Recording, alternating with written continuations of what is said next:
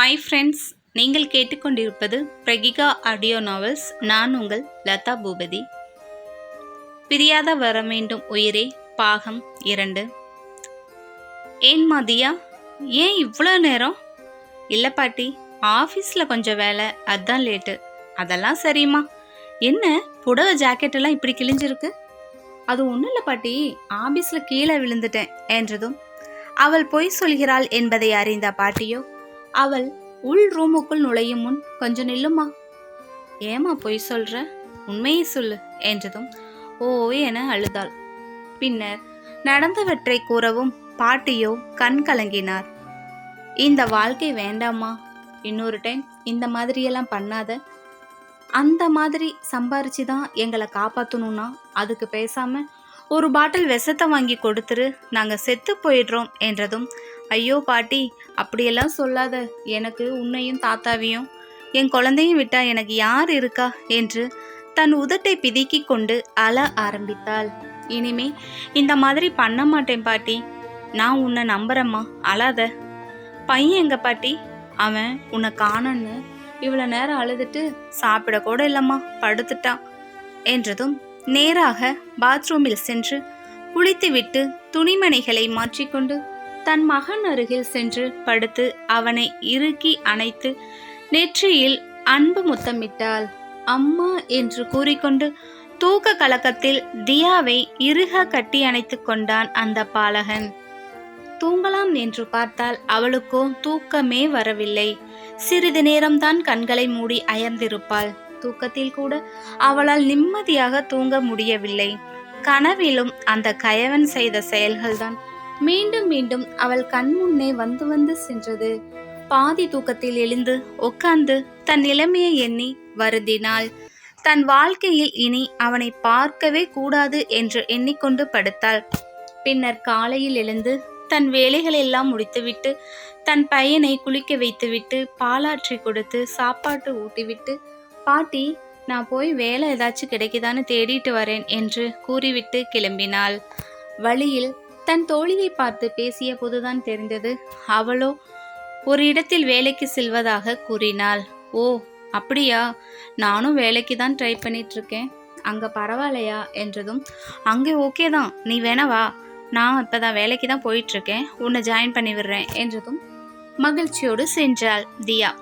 இவர்கள் இருவரும் நடந்து செல்கையில் ஒரு சிகப்பு நிற கார் வேகமாக அவர்களை கிராஸ் பண்ணி செல்லும்போது சேற்றை அவர்கள் மேல் வாரி இறைத்து விட்டு சென்றது. இதனால் கோபமடைந்த அவளின் தோழியோ, அறிவே இல்லையா, கண்ணு தெரியுதா இல்லையா என கத்தவும் திடீரென கார் நின்றது. இவர்கள் இருவரும் சேற்றில் நனைந்து நின்று அக்காரையை பார்த்து கொண்டு இருந்தனர். அப்போது காரில் இருந்து இறங்கிய நபரை பார்த்த தியாவுக்கோ, ஐயோ இவனா என தூக்கி வாரி போட்டது. அது வேறு யாரும் இல்லை, அவளின் கற்பை சூறையாடிய அந்த கொடூரன். அவர்கள் அருகே டிப்டாக்காக கூலிங் கிளாஸ் எல்லாம் போட்டுக்கொண்டு கோட் ஷூட் அணிந்து அவர்கள் முன் வந்து கம்பீரமாக நின்றான். வாட் ப்ராப்ளம் லேடிஸ், இந்தாங்க, வேணா காசு வச்சுக்கோங்க, போய் புதுசாக துணி வாங்கி போட்டுக்கிட்டு எங்கே போகிறீங்களோ அங்கே போங்க என்று கிண்டலாக கூறினான். அவன் அருகில் வருவதற்குள்ளாகவே தியா மாஸ்கை எடுத்து அணிந்து கொண்டாள். இதனால் அவனால் அவளை கண்டுபிடிக்க முடியவில்லை.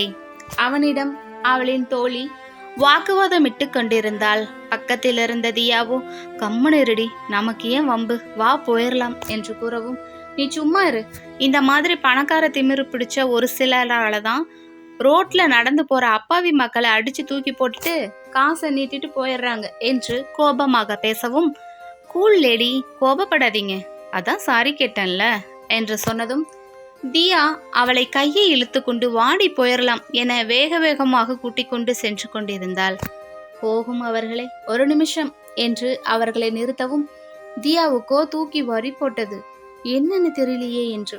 பின்னர் தியாவின் அருகில் வந்த விக்ரமும், உங்களை எங்கேயோ பார்த்த மாதிரி இருக்கே என்றதும் அவள் பதில் என்ன சொல்வது என்று தெரியாமல் திருதிருவென விழித்தாள். ஒரு நிமிஷம், மாஸ்கை கழட்டுறீங்களா என்றதும், ஹலோ, உங்களுக்கு என்ன பிரச்சனை, எதுக்கு அவளை மாஸ்கை கழட்ட சொல்றீங்க, அப்படியெல்லாம் கழட்ட முடியாது என்று கோபமாக கூறிக்கொண்டு வாடி என்று அவளின் கையை பிடித்துக்கொண்டு கூட்டிச் சென்றாள் அவளின் தோழி. பின்னர் அவனுக்கு ஒரே குழப்பமாக இருந்தது. எங்கேயோ பார்த்த மாதிரியே இருக்குதே என்று தியாவின் கண்களை மட்டும் திரும்ப திரும்ப யோசித்து பார்த்தான். இல்ல, கண்டிப்பா எனக்கு தெரியும், இந்த பொண்ணை நான் எங்கேயோ பார்த்திருக்கேன் என்று தனக்குள்ளேயே யோசித்து விட்டு தன் காரை எடுத்துக்கொண்டு புறப்பட்டான். வேலை தேட போன தியாவிற்கோ அங்கே வேலை கிடைக்கவில்லை. ஆள் இருந்தா கூப்பிடுறோம் என்று சொல்லிவிட்டு அவளை அனுப்பிவிட்டனர். உடனே அங்கிருந்த ஒரு ஊழியர், எனக்கு தெரிஞ்ச ஒரு கம்பெனியில் ஆள் தேவைப்படுறது, நீங்கள் வேணா அங்கே போகிறீங்களா என்று கேட்டதும் அதற்கு தியாவோ சரி என்று அந்த அட்ரஸை வாங்கி கொண்டு அந்த கம்பெனி இருக்கும் இடத்திற்கு சென்றாள்.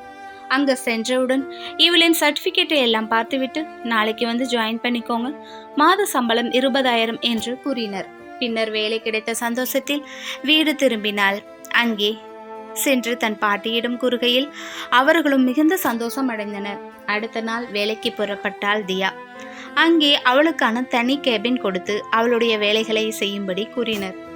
தியா மேம், உங்களை எம்டி கூப்பிட்டாரு. எதுக்கு சார்?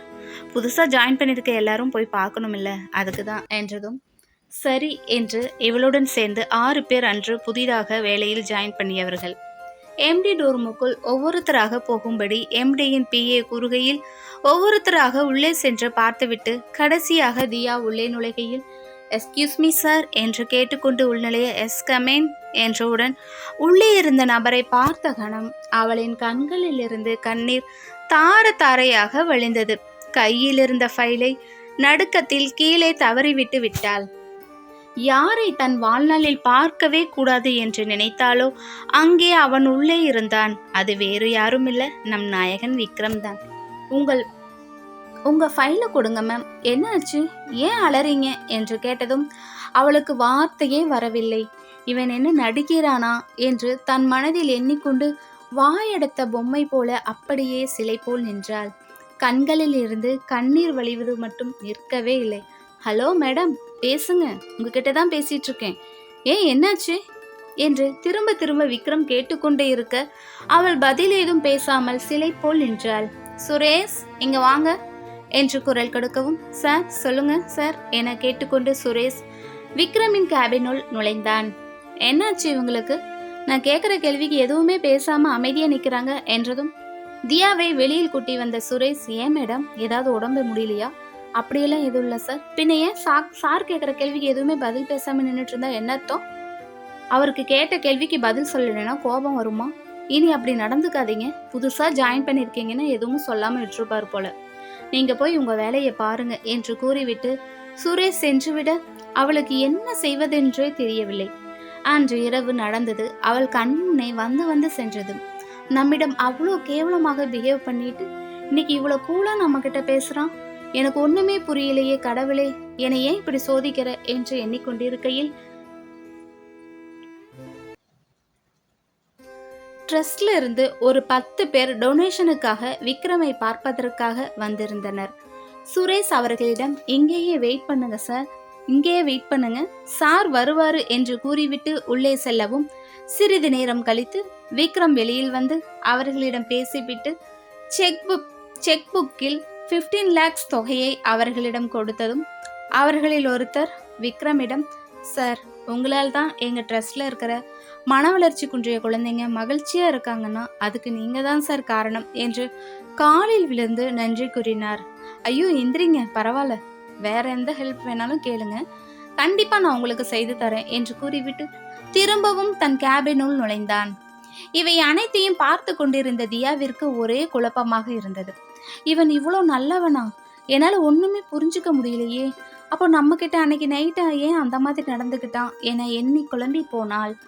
அவன் என்னமோ பண்ணட்டும், முதல்ல இந்த இடத்தை விட்டு நம்ம கிளம்பணும், வேற வேலை கூட பார்த்துக்கலாம், இன்னைக்கே போய் ரிசைனிங் லெட்டர் கொடுத்துட்டு கிளம்பிடலாம் என்று ரிசைனிங் லெட்டர் எழுதி கொண்டு கேபினுக்குள் நுழைய செல்லவும் அவளை வழிமறித்த சுரேஷ், ஏன் மேடம், என்ன ப்ராப்ளம்?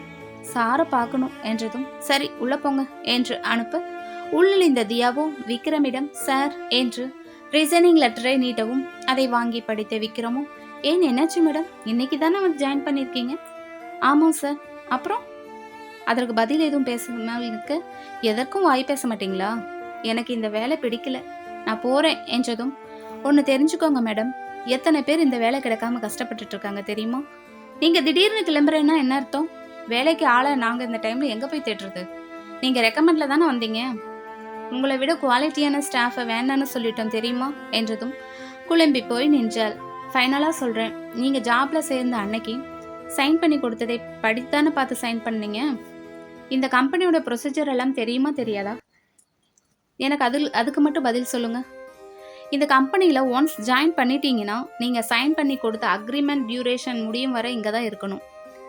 நீங்கள் நினைச்சாலும் போக முடியாது. அப்படியே போகணும்னு நினைச்சா உங்கள் சர்டிஃபிகேட்ஸ் எல்லாம் நாங்கள் இப்போதைக்கு தரமாட்டோம் என்றதும் விழி பிதுங்கி நின்றாள். தென் உங்கள் விருப்பம் என்றதும் அமைதியாக கேபினை விட்டு வெளியே வந்து விட்டாள்.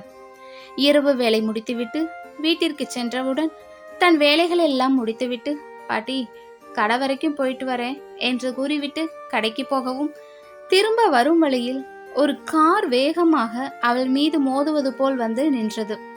பின்னர் காரின் உள்ளிருந்து கீழே இறங்கினான் விக்ரம். தியாவை பார்த்த அடுத்த கணம், ஹாய் பேபி, எப்படி இருக்க என்றதும் அவளுக்கோ உள்ளுக்குள் பயம் தட்டியது. இதுதான் உங்க ஊரா? ஐயோ செல்லம், உன்னை பார்க்காம என்னால் இருக்கவே முடியலடி. உன்னை எங்கெல்லாம் தேடினேன் தெரியுமா என்றதும் சார் என்றாள். என்னது சாரா என்று குலுங்கி குலுங்கி சிரித்தான். அப்புறம் எங்க நைட் டியூட்டிக்கு கிளம்பிட்டியா என்றதும் அவளுக்கு கோபம் வந்து வேகமாக சென்று கொண்டிருந்தாள். அவனோ அவளை விடாமல் துரத்தி கையை பிடித்து இழுத்து, வா பேபி, எங்க ஓடுற என்று இழுத்தான் மதுபோதையில் தள்ளாடி கொண்டே. இதோட இந்த பார்ட் முடியுதுங்க. உங்களுக்கு இந்த ஸ்டோரி பிடிச்சிருந்துச்சுன்னா லைக் பண்ணி ஷேர் பண்ணி நம்ம சேனலை சப்ஸ்கிரைப் பண்ணுங்கள். நிறைய பேர் ஃபஸ்ட்டு பார்ட்டுக்கு நிறைய பேர் சப்போர்ட் பண்ணியிருந்தீங்க. நிறைய பேர் வந்து நெகட்டிவாக இருக்குது அப்படின்னு சொல்லியிருந்தீங்க. இல்லைங்க, ஸ்டோரிஸில் வந்து நானும் ஆல்ரெடி உங்கள்கிட்ட சொல்லியிருப்பேன். நெகட்டிவ் ப்ளஸ் பாசிட்டிவ் இருந்தால் தான் கொஞ்சம் ஸ்டோரி வந்து கொஞ்சம் நல்லா போகும். நீங்கள் நினைக்கிற மாதிரி ரொம்ப இதெல்லாம் போகாது. கண்டிப்பாக இதோட எண்டு வந்து சூப்பராக இருக்கும். நீங்கள் வந்து ஃபஸ்ட்டே கொஞ்சம் பார்த்துட்டு நம்ம வந்து எதையும் முடிவு பண்ணக்கூடாது இல்லையா? ஸோ அதனால் கண்டிப்பாக ஒரு மாரலோட நல்ல ஒரு மாரலோட தான் இந்த ஸ்டோரி முடியும். கவலைப்பட வேண்டாம். ஓகே ஃப்ரெண்ட்ஸ், நீங்கள் இது நாள் வரையில் நீங்கள் சப்ஸ்கிரைப் பண்ணாமல் இருந்தீங்கன்னா சப்ஸ்கிரைப் பண்ணிக்கோங்க. உங்கள் கருத்துக்களை ஒவ்வொருவரும் மறக்காமல் கமெண்ட் பாக்ஸில் தெரிவிங்க. அப்படின்னு ஒரே ஒரு ரிக்வெஸ்ட், தயவுசெய்து எல்லோரும் லைக் பண்ணுங்கள். ஏன்னா எதுக்கு லைக் பண்ணுறது சொல்கிறோம்னா, கஷ்டப்பட்டு இவ்வளோதான் நாங்கள் பண்ணுறோம். ரைட் பண்ணி தூங்காமல் கொள்ளாமல் கஷ்டப்பட்டு பண்ணுறோம். நீங்கள் லைக் பண்ணுறதுனால நிறைய பேத்துக்கு ஷேர் ஆகுங்க. உங்களால் உங்கள் சைட்லேருந்து அந்த ஒரு ஹெல்ப் மட்டும் எங்களுக்கு பண்ணிங்கன்னா போதும். ஓகே ஃப்ரெண்ட்ஸ், நாம் நெக்ஸ்ட் எபிசோடில் பார்க்கலாம். பாய்.